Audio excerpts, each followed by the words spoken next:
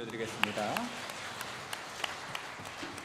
우리 찬송의 제목처럼 우리의 삶이 늘 거룩한 성을 향해 나아가는 귀한 삶이 되길 축복합니다. 우리가 흔히 사용하는 속담이나 사자성어에는 그 의미가 서로 부딪히는 상반되는 그런 것들이 좀 있습니다. 그 대표적인 것이 과유불급과 다다익선이란 말일 텐데요. 과한 것은 모자란 것과 같다라는 과유불급과 많으면 많을수록 좋다라는 다다익선, 이 두 말 중에서 도대체 어떤 말이 맞는 말일까요? 사실 이 두 말 중에 어느 것이 맞는 말일까라고 질문하는 것 자체가 어리석은 질문일 겁니다. 살다 보면 어떤 것은 과유불급일 때가 있고 또 어떤 것은 다다익선일 때가 있기 때문이죠. 이 세상을 우리가 한 살 한 살 한 걸음 한 걸음 걸어가다 보면은 넘치면 안 되는 것들도 만나게 되고 반대로 오히려 넘치면 좋은 것들도 만나게 됩니다.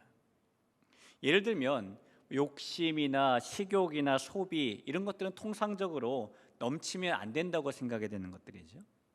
욕심이 넘치면 과욕이 되어서 결국 과실에 빠지기 쉽게 되고요. 식욕이 넘치면 과식이 되어서 결국 몸을 상하게 되고, 소비가 넘치면 과소비가 되어서 빈손이 되어버리기 쉽습니다. 우리가 옷을 입는 것이나 액세서리를 착용하는 것이나 화장을 하는 것도 그 정도가 과하면 too much라고 이야기를 하지 않습니까? 우리에게는 마치 만두를 더 크게 만들려고 만두소를 너무 과하게 넣으면 결국에 그 만두가 터져버리게 되는 것처럼 그렇게 넘치면 안 될 과유불급인 것들이 분명히 있습니다. 그러면 이렇게 넘치는 것들, 많은 것들, 이런 것들은 항상 좋지 않기만 한 것들일까요? 안 좋은 것들일까요? 이 거의 모든 사람들은 처음에 어렵던 시절에는 많은 양을 추구하며 살았을지라도 나중에 삶이 조금 괜찮아지면 많은 양보다는 높은 질을 추구하며 살게 됩니다. 이 집안의 가정 형편에 따라서 가족들이 외식을 한 다음에 부모님이 자녀들에게 물어보는 말이 다 다르대요. 그러니까 외식 후 형편이 아주 넉넉한 집은 자녀들에게 부모가 뭐라고 물어보냐면 오늘 거기 분위기 좋았니? 이렇게 물어본답니다. 평범한 집에서는 외식 후 부모가 자녀에게 물어보기를 오늘 맛있었니? 이렇게 물어본대요.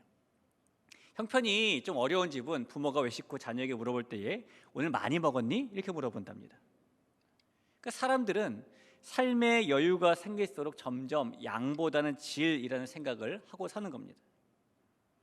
그런데 여러분이 세상의 원리를, 변하는 원리를 설명하는 법칙 중에서 양질 전환의 법칙이라는 것이 있어요. 넘치는 양도 중요하다는 것인데요, 양이 많아져서 넘칠 정도가 되면 결국에 좋은 질이 나온다라는 그런 내용입니다. 한 도예 선생님이 수업 첫날에 반을 두 그룹으로 나눴습니다. 첫 번째 그룹에는 항아리를 많이 만들어 와서 그 항아리들의 무게를 쟀을 때 20kg이 넘으면 A 학점을 주기로 했고, B 그룹에는 두 번째 그룹에는 항아리를 하나 만들어 오는데 가장 완성도가 높은 항아리를 만들어 오는 학생에게 A 학점을 주기로 했습니다. 과연 이 두 그룹 가운데에 어느 그룹에서 질이 좋은 항아리가 나왔을까요? 이 더 뛰어나고 높은 작품이 나온 이 그룹은 양으로 학점을 주는 그룹이었습니다. 이 양이 넘칠 정도로 많아지면 결국 그 안에서 높은 질이 나오게 되는 겁니다. 우리가 알고 있는 어떤 분야에 최소 10,000시간 이상 매진을 하면은 그 분야의 전문가가 될 수 있다는 10,000시간의 법칙이라는 것도 이런 양질 전환의 법칙을 우리에게 보여주는 것이죠. 지금은 안 그런지 몰라도 옛날에 80년대, 90년대에는요, 이 대학생들 사이에서 돌고 돌았던 교수님들이 학생들의 시험 성적을 매길 때 방법에 대한 소문이 있었습니다. 성적 평가 시간이 되면은 교수님들이 학생들이 제출한 시험지와 레포트를 딱 모아놓고 그 앞에 선풍기를 트는데 선풍기 바람에 이것이 멀리 날아가면은 낮은 학점을 주고 가까이 날아가면은 높은 학점을 준다라는 뜬 소문이 있었죠. 그러니까 학생들이 깨알같이 많이 시험지를 채워가지고 내거나 리포트를 많이 내게 되면은 이게 무거워서 멀리 날아가지 못할 것이고, 별로 많이 쓰지 않고 레포트를 가볍게 내면은 멀리 날아가기 때문이라는 나름대로의 과학적인 이유도 있다는데, 물론 이거 믿거나 말거나의 그런 이야기입니다. 이 교수님들이 분명히 하나하나 다 읽어보시고 정확하게 채점을 하셨겠죠. 여러분이 받으신 성적은 정확한 성적이에요. 하지만 이 믿거나 말거나의 이야기 속에서 발견할 수 있는 중요한 내용이 하나 있어요. 분량이 많다는 것을 그만큼 성실과 노력에 들어간 것이다라고 보는 그 시각이 여기 있는 것이고, 결국 그래서 분량이 많은 것을 높은 질로 평가한다는 시각이 이곳에 있다는 겁니다. 양질 전환의 법칙을 역시 보여주는 것이죠. 그래서 지금은 예전처럼 무조건 양보다 질이라고 말할 수 없는 많은 양도 중요하게 여겨지는 그런 시대인 것입니다. 이 과유불급과 반대로 우리에게는 넘치면 넘칠수록 너무너무 좋은 다다익선의 것들이 분명히 있습니다. 예를 들어 우리 내면의 기쁨이나 평안이나 소망이라든지 사랑이나 영광이라든지 이런 것들은 넘치면 넘칠수록 우리에게 유익이 되는 것들입니다. 저와 여러분이 믿고 섬기는 하나님께서는 그 성품상 그런 것들을 우리에게 주실 때에 넘치도록 주시는 그런 분이세요. 에베소서 3장 20절을 한번 보실까요? 우리 가운데서 역사하시는 능력대로 우리가 구하거나 생각하는 모든 것에 더 넘치도록 능히 하실 이라고 우리 주님을 표현하고 있습니다. 모든 것에 더 넘치도록 능히 주시는 것이 우리를 향한 하나님의 사랑 방식이라는 겁니다. 오늘 그 넘치도록 주시는 하나님의 사랑 방식을 만날 수 있는 저와 여러분이 되길 간절히 축복합니다. 하나님께서 우리에게 그렇게 넘치도록 주시는 것 중에서 빼놓고 이야기할 수 없는 것이 은혜라는 거예요. 오늘 7절 말씀을 한번 보실까요? 우리는 그리스도 안에서 그의 은혜의 풍성함을 따라 그의 피로 말미암아 속량 곧 죄사함을 받았느니라 라고 말합니다. 바울은 하나님의 은혜를 풍성함이라고 표현하고 있습니다. 여러분, 풍성하다는 얘기는 가득 차서 넘칠 정도라는 얘기 아니겠습니까? 따라서 바울은 하나님께서 우리에게 주실 때에 그 은혜를 가득 차고 넘치도록 주신다라고 지금 말을 하는 것입니다. 사실 하나님께서는 은혜뿐만 아니라 자녀인 우리에게 주시는 모든 것들을 그렇게 항상 넘치도록 주시는 분이시죠. 누가복음 6장 38절에 이런 말씀이 있지 않습니까? 주라 그리하면 너희에게 줄 것이니 곧 후히 되어 누르고 흔들어 넘치도록 하여 너희에게 안겨주리라. 자, 누르고 흔들어 넘치도록 주신다. 더 이상 채울 공간이 없을 정도로 꽉 채워서 풍성하게 주신다라는 이런 말씀이에요. 제가 언젠가 집에서 저녁을 먹으면서 TV를 틀었는데요, 이 TV에 엄마의 밥상이라는 제목의 프로그램이 하고 있더라고요. 제가 저녁을 먹는 중이니까 밥상이라는 단어가 나와서 뭐 맛있는 음식을 보여주나구나라고 생각을 하고 이제 눈을 두었어요. 근데 가만히 보니까 그 내용이 제가 생각했던 것과는 전혀 달랐습니다. 이 방송국에서 시골 고향에 계신 친정엄마를 찾아가면 친정엄마가 멀리 시집간 딸에게 평소 딸이 좋아했던 음식들을 해서 보내주는 그런 내용이었어요. 유심히 보았더니 이 고향에 계신 친정어머니가 장작불을 피우고 그 위에 솥을 얹고 열심히 그 안에 딸이 좋아하는 닭도리탕을 만들고 그 다음에 묵도 쓰고 무침도 하고 김치도 새로 해서 그런 후에 완성된 음식을 싸서 주었더니 이 방송국 PD가 어머니의 딸을 찾아가서 그 음식을 전달해 주었고 딸이 그 음식을 보면서 어머니를 만나는 것이었습니다. 제가 그 프로그램을 보면서 너무너무 인상적인 장면이 하나 있었어요. 이 친정엄마가 딸에게 음식을 싸보낼 때를 보니까 정말 한 보따리를 싸서 보내는데요, PD의 두 손이 모자랄 정도로 바리바리 싸서 보내시는 겁니다. PD가 양손에 들고 겨드랑이에 끼고 이렇게 막 음식을 배달하더라고요. 여러분, 정말 오랜만에 고향집을 방문하신다든지 특히 여성분 같은 경우에 친정집을 방문하실 때마다 자, 이것도 가져가라 저것도 가져가라 그렇게 바리바리 싸주시는 어머니의 그 감사한 등살 때문에 집에 오실 때는 한 보따리 들고 오시게 되는 경우가 종종 있으시죠. 심지어 찾아뵙지 않더라도 때가 되면은 추수했다고 도종한 쌀 보내주시고 콩 걷었다고 한 자루 보내주시고 깨 털었다고 짜가지고 기름 보내주시고 고추 따면 잘 말려가지고 빻아서 고춧가루 보내주시고 언제나 이 받을 손이 모자랄 정도로 주시고 또 주신 분이 아마 친정엄마라는 존재일 겁니다. 그런 친정엄마처럼 하나님께서는 받을 손이 모자랄 정도로 자녀에게 우리에게 모든 것을 가득 넘치도록 주시는 분이라는 겁니다. 그것이 저와 여러분을 향한 하나님의 사랑 방식임을 믿으시기를 축복합니다. 우리에게 은혜를 주실 때에 풍성하게 주신 하나님의 사랑 방식은요, 시간이 지나도 무슨 일이 생겨도 절대 변하지 않는 그런 방식이에요. 우리가 주변을 보면은 더러 사람들에게 사랑을 많이 흘려보내는 사람들이 있습니다.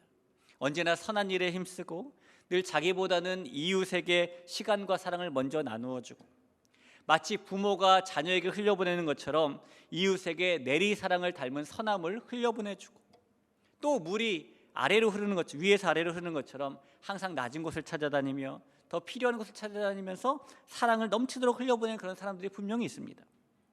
하지만 아무리 그렇게 풍성해 보이는 사랑을 흘려보내는 사람이라 할지라도 그 사랑이 영원하지는 않아요. 어느 날 갑자기 무슨 일 때문에 그 사람의 마음 가운데에 섭섭이가 찾아오게 되면은 그 사람은 그 전의 삶이 송두리째 바뀔 정도로 변해버리기도 합니다. 힘들게 열심히 살아온 자신에게 세상이 어떻게 이럴 수 있냐라는 생각이 들게도 되고요, 돌아보니까 나의 삶은 시작부터 불공평했다라는 마음이 들기도 하고, 밤잠을 막 설치면서 머릿속에 계속 떠나지 않는 생각은 적어도 저 사람이 나한테는 저러면 안 되는 거 아닌가? 이런 마음이 들기도 하는 것이죠. 그러다 괘씸한 마음에 그 사람은 변해버리기도 하고, 그 전에 아낌없이 넘치도록 흘려보내던 그런 그의 사랑은 더 이상 흐르지 않는 사랑의 샘이 말라버리는 때도 오기도 합니다. 그러나 사랑하는 성도 여러분, 사람의 사랑 방식은 그렇게 변할 수도 있지만 우리 하나님의 사랑 방식은 결코 변하지 않는다는 사실을 믿으시기를 바랍니다. 이 어부였던 베드로는 어느 날 한밤중에 조업을 나갔어요. 근데 물속에 고기가 다 씨가 말랐는지 날이 새도록 한 마리의 물고기도 잡지 못하는 겁니다. 요즘에도 어업에 종사하시는 분들은 밤중에 배를 타고 바다로 나가시는 경향들이 많이 있죠. 몇 시간을 바다를 향해 달려나가가지고 지난번에 설치해두었던 그물을 거두면서 물고기를 건지는데, 그렇게 아침이 될 때까지 열심히 일을 했는데도 그물에 물고기가 많이 차지 않을 때도 있습니다. 분명히 출항을 할 때는 만선을 꿈꾸고 기대하며 나갔을 때인데, 돌아올 때는 만선이 아니라 공선으로 돌아오게 되면은 그 마음에 허탈한 마음도 생기게 되고요, 마음뿐만 아니라 실제적으로 경제적인 손실도 어마어마하게 됩니다. 그 먼 바다까지 오가는데 필요한 기름을 사는 돈도 들어가야 되는 것이고, 자기는 물고기 한 마리 가지지 못해서 팔지 못해 돈이 없지만 그럼에도 불구하고 선원들에게 품삯은 줘야 되는 것이고, 그래서 어업에 종사하시는 분은 항상 만선을 꿈꾸게 되는 것이죠. 이 베드로도 갈릴리 바다에 나아갔을 때에 그런 기대를 가지고 나아갔을 겁니다. 하지만 아침이 될 때까지 단 한 마리의 물고기도 낚지 못하는 것이 베드로의 현실이었어요. 그런데 그때 예수님께서 베드로의 배에 오르셔서 베드로에게 깊은 곳에 가서 그물을 던져라라고 말씀하셨고, 베드로가 그 말씀을 따랐더니 베드로의 배에 물고기가 넘칠 정도로 가득하게 되었습니다. 누가복음 5장 7절을 보시죠. 이에 다른 배에 있는 동무들에게 손짓하여 와서 도와달라 하니 그들이 와서 두 배의 채웁에 잠기게 되었더라. 베드로의 배뿐만 아니라 도와주러 온 동무들의 배까지 두 배가 물에 잠길 정도로 흘러 넘치게 받은 것입니다. 이 사마리아 수가라는 마을에 한 이름 모르는 여인이 있었는데요, 이 여인은 남편을 바꿔보고 또 바꿔봐도 본질적인 그 마음에 있는 삶의 갈증이 해결되지 않는 그런 여인이었어요. 어느 날 이 사마리아 여인이 우물가에 물을 기르러 갔다가 예수님을 만나게 되었습니다. 그때 예수님께서는 항상 채워지지 않는 인생의 갈증을 가지고 있는 그 여인에게 이런 말씀을 해주십니다. 요한복음 4장 14절입니다. 내가 주는 물을 마시는 자는 영원히 목마르지 아니하리니 내가 주는 물은 그 속에서 영생하도록 솟아나는 샘물이 되리라. 이 솟아나는 샘물이라는 것이 계속 솟아나는 샘물이라는 말인데요, 흘러넘치는 풍성한 샘물을 주시겠다고 약속하신 겁니다. 그리고 예수님의 말씀대로 이 사마리아 여인은 생수를 풍성히 마시게 되었죠. 이 구약성경 이사야 58장 1절에 보니까 여호와가 너를 항상 인도하여 메마른 곳에서도 내 영혼을 만족하게 하며 내 뼈를 견고하게 하리니 너는 물된 동산 같겠고 물이 끊어지지 않는 샘 같을 것이라 라는 말씀이 있습니다. 그런데 여러분, 이스라엘이라는 나라는요, 강수량이 굉장히 적은 나라입니다. 지금도 이스라엘은 전 세계에서 손꼽히는 물 부족 국가예요. 그러니까 전 세계 연평균 강수량 평균치가 약 880mm인데 이스라엘의 연평균 강수량은 그의 3분의 1도 안 되는 240mm밖에 되지 않습니다. 게다가 여름이 되면은 비가 한 번도 오지 않아서 0mm의 강수량을 차지하죠. 그렇게 물이 귀하고 귀한 땅에서 물된 동산, 물이 끊어지지 않는 샘이라고 하신 말씀은 하느님께서 자녀인 우리에게 은혜를 그렇게 차고 넘치도록 주시겠다, 은혜를 풍성하게 주시겠다는 약속의 말씀인 겁니다. 그 약속의 말씀대로 주님께서는 베드로에게 흘러넘치는 은혜를 풍성하게 주셨고, 사마리아 여인에게도 흘러넘치는 은혜를 풍성하게 부어주셨어요. 역시 그 약속의 말씀대로 우리 주님께서는 저와 여러분에게도 그 변함없는 사랑을, 그 은혜를 차고 흘러넘치도록 풍성하게 부어주신다는 사실을 다시 한번 확신하시길 주님의 이름으로 간절히 부탁을 드립니다. 하나님의 사랑 방식은 언제나 우리에게 은혜를 흐르도록 넘치게 풍성하게 주시는 방식입니다. 그런데 참 재미있는 것은, 희한한 것은, 우리가 살면서 하나님의 그 은혜를 내가 넘치게 받는다라고 느끼지 못하며 살 때도 있다라는 겁니다. 때로는 하나님이 나에게 풍성히 가득 은혜를 부어주셨다라는 생각이 아니라, 하나님이 나에게 이렇게 은혜를 찔끔찔끔 주시지? 이런 마음이 들 때가 있다는 거예요. 아니, 분명히 하나님의 사랑 방식은 그 사랑을 풍성히 가득히 우리에게 부어주시는 것인데 왜 우리는 넘치게 받았다고 체감하지 못하는 것일까요? 거기에는 우리의 두 가지 이유가 있습니다.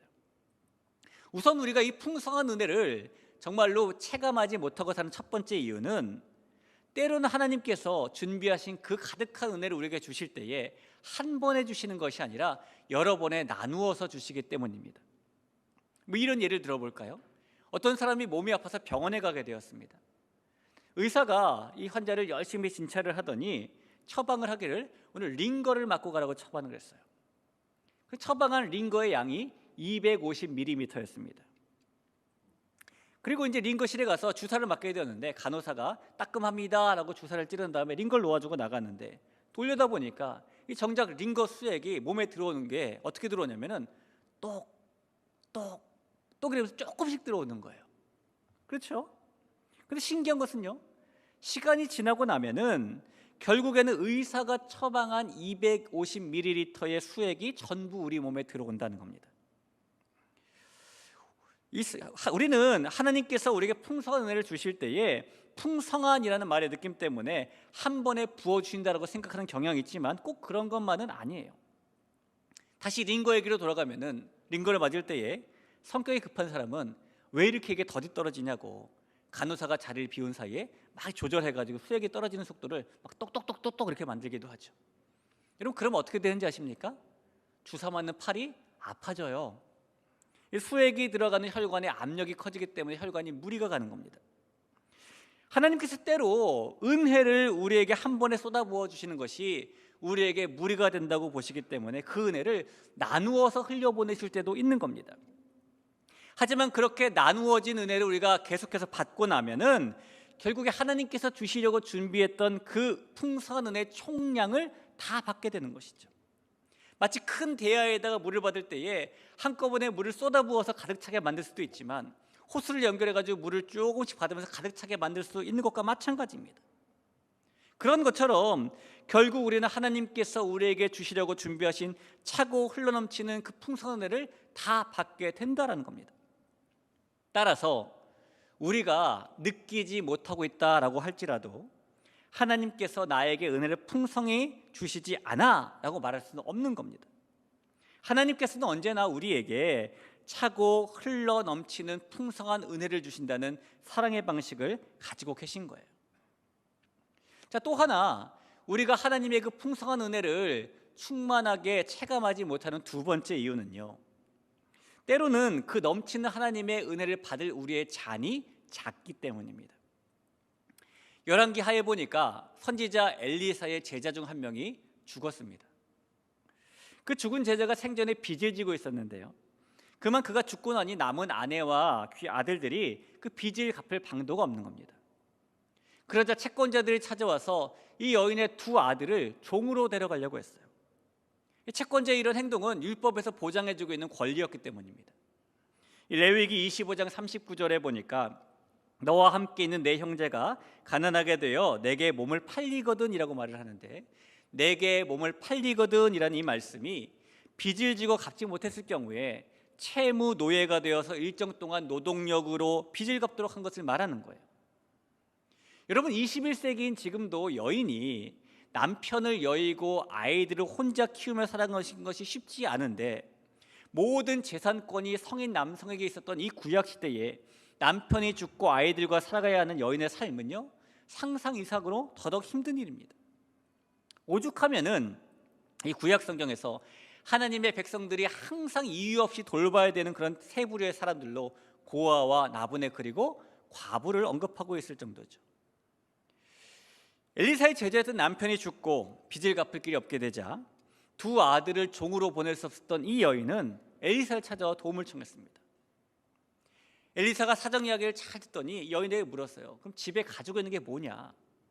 여인이 곰곰이 생각해 보니까 자기 집에 있는 것은 한 그릇의 기름뿐이었습니다. 저희 집에는 기름 한 그릇밖에 없어요. 엘리사가 여인에게 이렇게 말합니다. 그러면은 동네에 가서 집집마다 찾아다니면서 빈 그릇 좀 빌려달라 그래라. 빈 그릇을 빌릴 수 있을 만큼 최대한 빌려와라.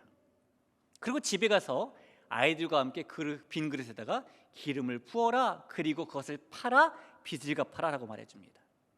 여러분, 여기까지 보면은 한 그릇에 있는 기름을 다른 그릇에 붓는다고 이 기름을 판다고 빚이 갚아질까요? 빚이 갚아질까? 이런 생각이 들지도 몰라요. 근데 이 여인이 엘리사가 말한 대로 집집마다 찾아다닙니다. 저 빈 그릇 하나만 빌려주세요. 빈 그릇 하나만 빌려주세요. 좀 깨져도 괜찮아요. 크기도 상관없어요. 빈 그릇을 빌릴 수 있을 만큼 최대로 빌려와서 집에 가져갔고 두 아들과 함께 방 문을 닫고 자기가 가지고 있던 그 그릇의 기름을 빈 그릇에 부었는데, 상식적으로 보면은 여기 있는 기름을 여기로 옮기면 여기는 기름이 차지만 여기에는 기름이 없어야 되잖아요. 근데 여인이 기름을 붓고 났더니 여기도 기름이 있고 여기도 기름이 여전히 있는 거예요. 또 이 기름을 다른 빈 그릇에 부었더니 또 있는 겁니다. 그렇게 붓고 계속 빈 그릇이 다 떨어질 때까지 붓고 나도 여전히 원래의 기름은 남아 있었습니다. 기적이라는 것이죠. 그래서 이 많은 기름을 팔아서 빚을 갚고 두 아들을 종으로 보내지 않게 되었습니다. 근데 그때의 장면을 성경에서 뭐라고 말하고 있냐면은 열왕기하 4장 5절 6절을 보니까요, 여인이 물러가서 그의 두 아들과 함께 문을 닫은 후에 그들은 그릇을 그에게로 가져오고 그는 부었더니 그릇에 다 찬지라. 여인이 아들에게 이르되 또 그릇을 내게로 가져오라 하니 아들이 이르되 다른 그릇이 없나이다 하니 기름이 곧 그쳤더라. 다른 기름이 없나이다 하니 기름이 곧 그쳤더라. 여러분, 만약에 이 여인에게 빈 그릇이 더 있었다면 어떻게 되었을까요? 빈 그릇이 더 있었다면 이 기름이 그치지 않고 더 부을 수 있었겠죠.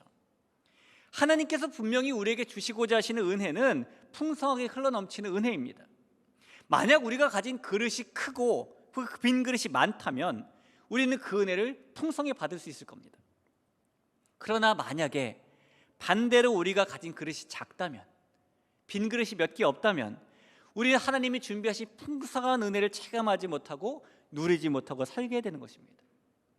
따라서 내가 가진 그릇이 작아서 하나님의 은혜를 조금밖에 못 받았다라고 느낀다고 해서 하나님의 은혜가 풍성하지 않다라고 말할 수는 없는 겁니다. 여전히 하나님께서는 우리에게 동일하게 차고 흘러넘치는 풍성한 은혜를 주시기 때문인 거죠. 사랑하는 성도 여러분, 하나님의 사랑 방식은 언제나 그 은혜를 주실 때에 흘러넘치도록 풍성하게 주신다는 사실을 꼭 기억하시기를 부탁드립니다. 그렇게 흘러넘치도록 풍성한 은혜를 주시는 것이 가장 잘 표현된 것이 바로 속량이라는 겁니다. 7절 말씀을 한번 다시 볼까요? 우리는 그리스도 안에서 그의 은혜의 풍성함을 따라 그의 피로 말미암아 속량 곧 죄사함을 받았느니라. 이 속량이란 말의 사전적인 의미는 몸값을 받고 종의 신분을 풀어줘서 양민이 되게 하는 것을 말해요.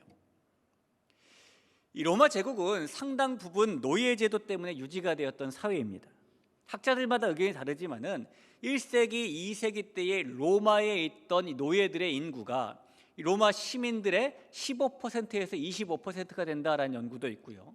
로마뿐만 아니라 로마 제국 전역을 따지면은 전체 노예들의 숫자가 수백만 명이 된다는 연구 보고도 있습니다.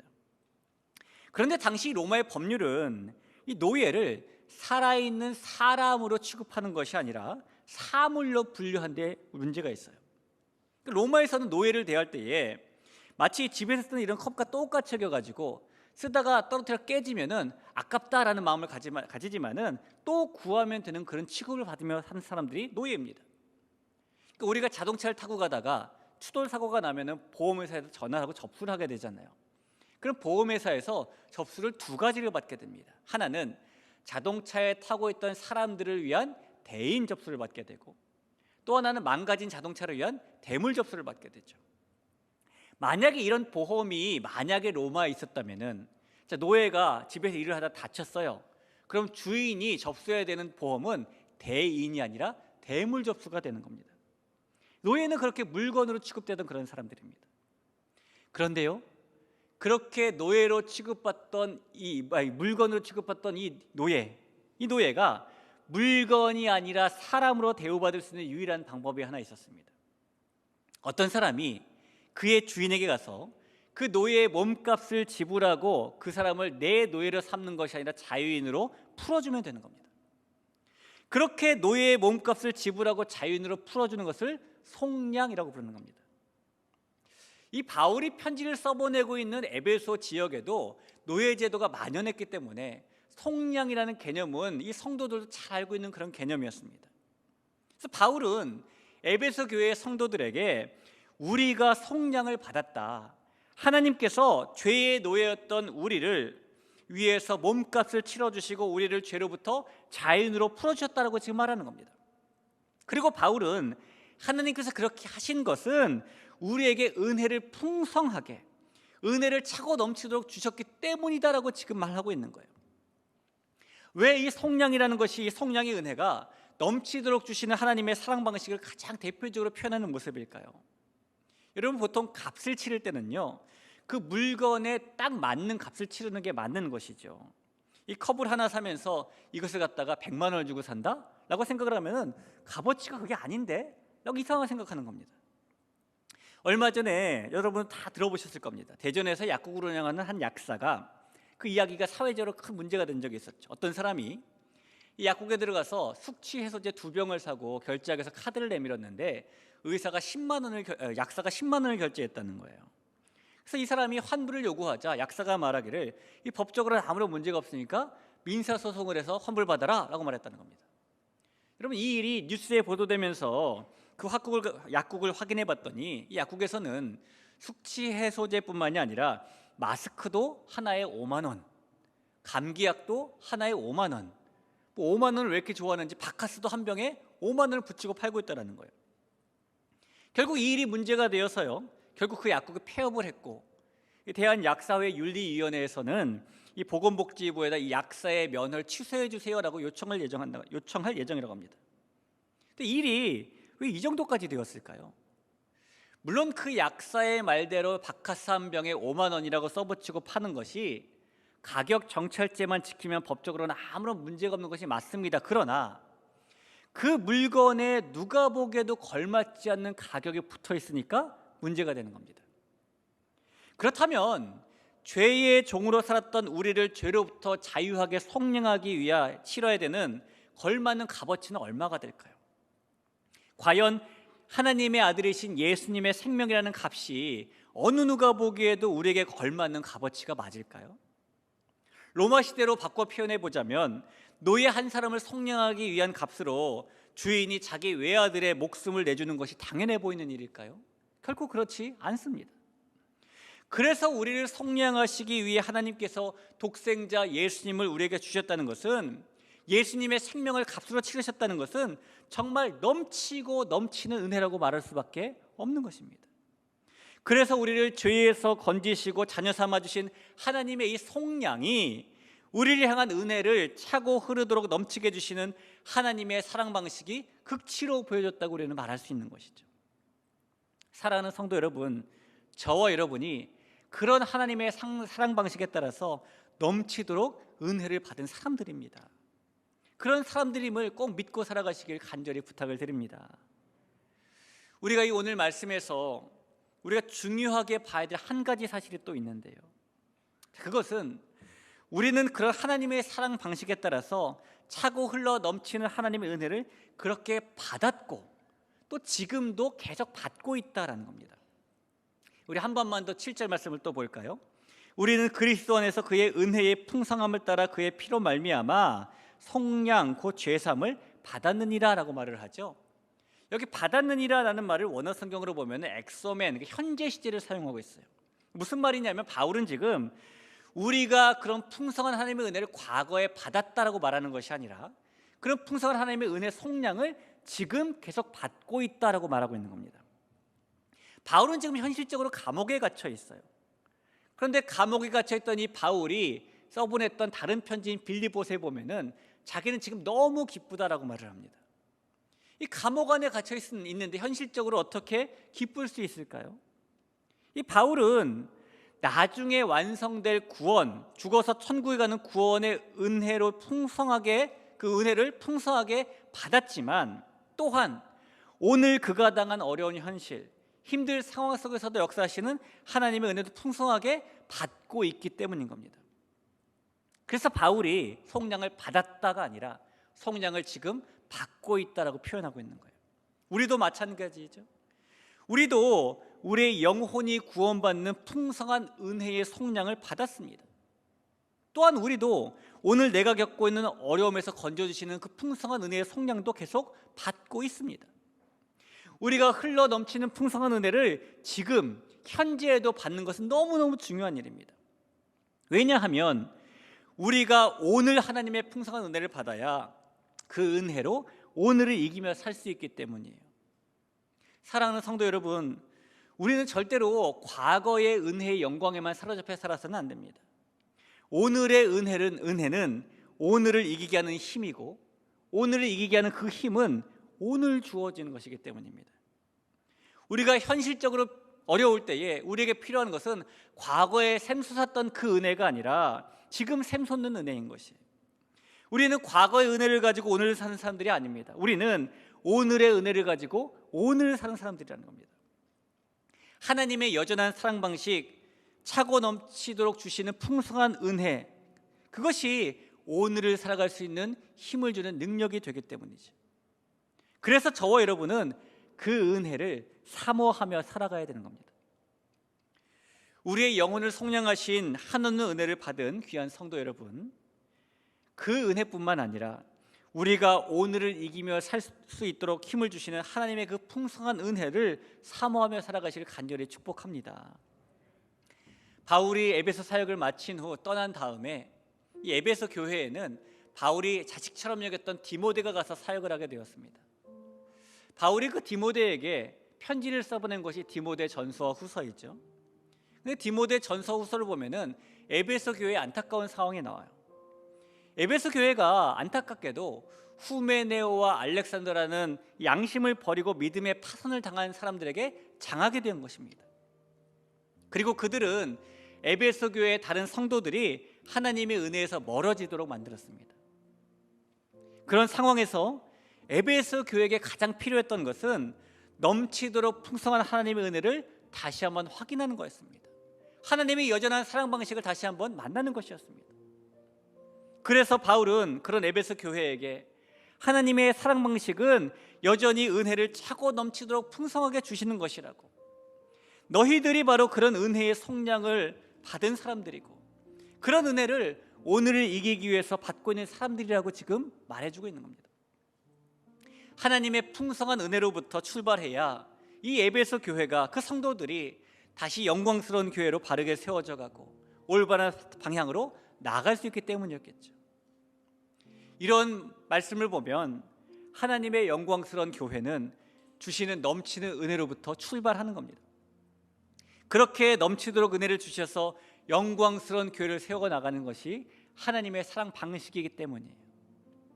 그 하나님의 사랑 방식, 언제나 우리에게 넘치도록 풍성하게 은혜를 주셨고 또 오늘도 그 은혜를 가득하게 주시기 원하시는 하나님의 그 사랑 방식을 기억하시면서 하나님이 원하시는 영광스러운 교회로 세워져 나가는 저와 여러분이 되고 하나님이 원하시는 영광스러운 교회로 세워져 나가는 우리 대길교회가 되기를 간절히 축원합니다. 우리 그런 마음 가지고 함께 은혜를 고백하며 찬양하죠. 모든 것이 은혜였다고 함께 고백하겠습니다. 내가 누려왔던 모든 것들, 내가 지나왔던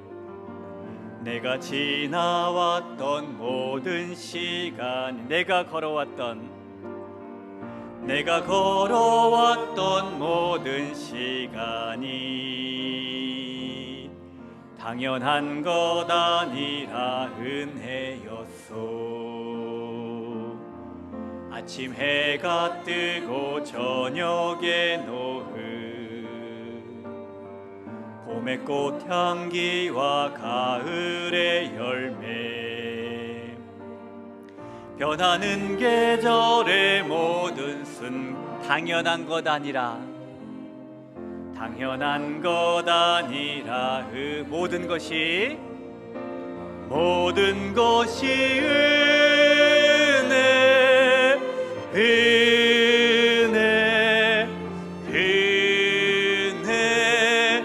한없는 은혜. 내 삶에 당연한 것 하나도 없었던 것을 모든 것이 은혜였소. 모든 것이 은혜,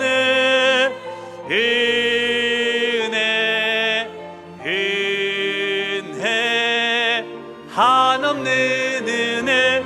내 삶에 당연한 것 하나도 없었던 것을 모든 것이 은혜. 우리 한 번 더 고백해 볼까요?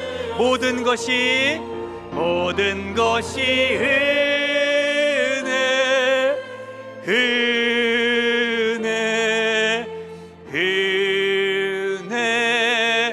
한없는 은혜. 내 삶에 당연한 것 하나도 없었던 것은 모든 것이 은혜였소. 이 말씀을 기억하면서 합심해서 같이 한번 기도하겠습니다. 하나님의 사랑의 방식은 풍성하게 우리에게 은혜를 주시는 겁니다. 이미 우리가 우리의 영혼의 구원이라는 풍성한 은혜로 그런 성량을 받았고, 또한 우리가 오늘 만나는 어려움을 이길 힘을 풍성한 은혜로 역시 계속 받고 있습니다. 그 은혜를 사모하며 살아가는 것이 저와 여러분의 모습이 되어야 될 줄로 믿습니다. 변함없는 하나님의 사랑의 방식인 은혜를 주실 때에 풍성하게 가득 차게 해주시는 그 하나님의 방식을 기억하면서, 하나님, 나에게 성령의 내심에 감사드립니다. 오늘을 이길 수 있는 그 은혜도 나에게 허락하여 주옵소서. 내가 만난 어려움도 이길 수 있는 능력이 주님이시는 은혜 때문에 생길 줄로 믿사오니 나에게 그런 은혜를 차고 넘치게 부어 주옵소서라는 마음을 가지고, 사모하는 마음을 가지고 같이 한번 기도하겠습니다.